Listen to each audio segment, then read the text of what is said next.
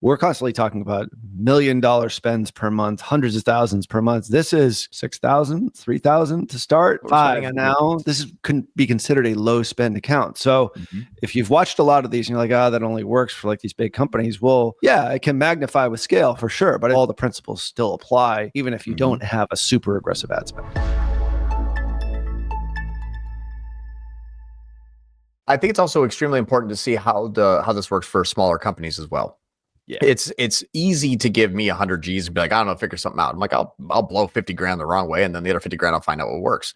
But if you're like, hey, I got like 3 grand, and this like needs to work kind of thing, it's the same process, same measurement. A lot of the same tactics still work. And so what's interesting is I had a company, smaller client, not even client, a smaller company that was part of a mastermind that I teach, and was kind of following along with some processes that I have. And he was like, hey, it's not really working for me. So I'm going to go from a low T-ROAS and bump it back up to 200%. And it was on like 60% before. And while the person has been kind of, burned by agencies and tracking and third-party analytics and all the other stuff, it's kind of like going back to basics of, it's good marketing. And so I have a small case study that I'd like to share. And I think that this is because it was like his aha moment. And it's like, okay, now this is working well. So let me share with you what was going on before. And this is just so you can kind of get a handle on, okay, this kind of looks like me. So from like March through April, it had some pretty good results. It was, 300 or 5,000 spend in PMax getting 20 G's, and like 5,000 in brand and getting 20 G's. And we started kind of going through some of the information that's in the account. And it's like, okay, you're getting a 4x multiple. And he's like, yeah, but the company's kind of hurting. And it's like, yeah, that's kind of par for the course when you're looking at Performance Max specifically on a smaller type of company. And had some, good search term. The conversions were there, looked decent and looked good. The problem is couldn't see obviously no returning, and couldn't see how many people were warm or coming from other sources or coming other channels. Yep. And so we said, okay, if you're pushing it and it looks better in platform, but you're still not seeing the back end, and we'll go through the back end results here in a moment. This is because PMax, especially for a smaller company, when you have a consumable that people can order repeats of, you have that same area. Like, okay, I'm spending $5 and I get a $16 CPA and 3.64. Yeah, everything looks good. Sure. Now, exactly. It's great, actually. Yeah, looks fantastic. And the first thing I did is say, well, that's going away. I'm like, pause it. Just pause it. And it seems weird because when you measure, and they're like, what? Yeah, why? Like, why? Yeah. Why would we pause? And it's like, trust me, after you pause it, your ROAS is going to, trust me, it's going to look worse before it looks worse, kind of thing. And so we paused it. And what we did starting on April 1st or May 1st to the 15th. So we're only 2 weeks into this. You can see the previous campaign, the PMax that was running was now paused, was spending, $1,400 that last 2 weeks, and then finally paused. And we started to reallocate our spend. Yep. So first thing I did is say, okay, we've got to stop the 5K per monthly spend in PMax, and also cut your budget and brand in half. And why? Well, ROAS is indicative of obviously the path that the person is taking before they convert. And we want to bring in more new. We do not want to bring in more, returning. So we said, pause PMax, take half the budget out of brand, and then start moving it into standard shopping. Can I ask you, was there a way for you to sort of prove to the point that PMax was just regurgitating old customers and not getting new ones? Did you see that? Just experience. I had no data. Just experience. Okay. Yeah. So you're not going on the back end and like comparing like Shopify, like new and returning users, any of that sort of stuff. You're just like, I know this is happening because it's PMax. Well, the one thing he said is I can't scale it. I'm like, got it. That's all I needed to hear. Right. And that tells me that if you can't scale it, the targeting's off. And it's probably going towards more knowns than unknowns.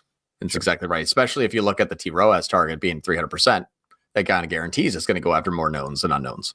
Right. You tell me what you want. I'll give you what you want, says the Google Ads platform. This is kind of a broken record here, but if it's the first time you're hearing it, like this is sort of our thing here. You can't believe everything you see inside the ad platforms. Anyway, continue. Well, it's very strange because everyone here will still, I'll still get hit up on LinkedIn for the next 4 days in a row after seeing this by saying like, well, my ROAS was, and I'm like, we got to break that habit. And that's the thing. It's like when I hear, but the ROAS, I'm like, we have to stop there. And that's because your back end and your front end, marketing and analytics, will always be doing this. They're not connected anymore. Yeah. And what's interesting is what we'll see. And actually, I have a client on Triple Whale, and so I have this information inside of Triple Whale. But you'll typically see demand gen and performance max bounce rates be about 95%. Inbound standard shopping is more like in the 60s, maybe the 50s if it's very, very good. So I can obviously know that if you add in ad spend, you're going to see crazy impressions where it's like 134,000. I'm like, well, I can also get that inside of standard shopping without prejudice. And what I mean without prejudice is this is auto targeting inbound and outbound. This is just inbound. But again, it sounds really stupid, but you're like, we got to dump that down to 120. We actually had it at 40. I said, if you're nervous, you could bump up to 120. But I asked him to do a case. I said, start on the 1st to the 15th. Look at what you spent, look at your new customers, and look at your revenue. That's all I'll ask you to do. I don't care what the ROAS, just measure and CAC and MER. Again, even smaller companies can do this where you're not even spending more than like $3 or $4 per month. It's still the same process applies. And it's much harder to do this on small accounts because I couldn't have $100,000 worth of data in a week. I got to wait 7 months to get the same data. And that's where I think the timelines for smaller companies get really, really, really nervous. So, okay, I have $3 or $4,000. I need to make this work. You're telling me to ask Google just to barely make my money back, which would cause me to lose money, and trust you on this. Mm-hmm. So what we did is basically, I'll just do the comparisons here, and then we'll do the enabled. Since doing this, we can look at what I want to look at is the account. The account will tell me how things are starting to progress in the 1st of the 15th compared to the previous period, which is the April 16th through the 30th. We have 24% less ad spend. We spent $759 less in the first 2 weeks of this month compared to the last 2 weeks of last month. Mm-hmm. So $3,100 went down to $2,300. So saved about $750. Now the conversion value is up 12%. So not only now this is also in platform, but this is what tells me if it's trending right. If I can take out $800 in costs and then add $950 in conversion value after removing half the brand, which you can see here, $1,400 goes down to $783. So I took out 44% of the ad spend, but because we're bringing in new cold traffic, this went up 19%. So we see our brand search conversion value spend $600 less, gets $600 more. That is a 100% increase in your media efficiency ratio compounded. Yes. And that's what's interesting is a reallocation. And so when we're looking at it, we say, okay, we spent 24% less, we got 12% more conversion value, and then we also have 4% more conversions. So that compounding, when you're looking at your ROAS, went from 240 in platform to 357. Okay, so now we're going back up to the ROAS that we wanted to, but it's not on new and it's not on existing customers. And if we look at the averages between these two campaigns, not including the brand campaign that shot to 500%, but even if we just strip out the brand campaign, even strip out the conversions that this is split with in the brand campaign, meaning half that credits should be going back to here, this still gives us a non-brand kind of only one fraction of a result, which means first click non-brand, 3 clicks brand, you're going to get 25-35% credit to the first click. This is giving us a 236. Like, okay, so this actually has some legs to it. So now this is growing non-brand from 93 to 236. And we see our conversions going up, basically 1,000% in conversion value, going up 1,200% for a 429% increase in cost. So 300 went to 1,500. Our sales went from 282 to 3,777, all non-brand.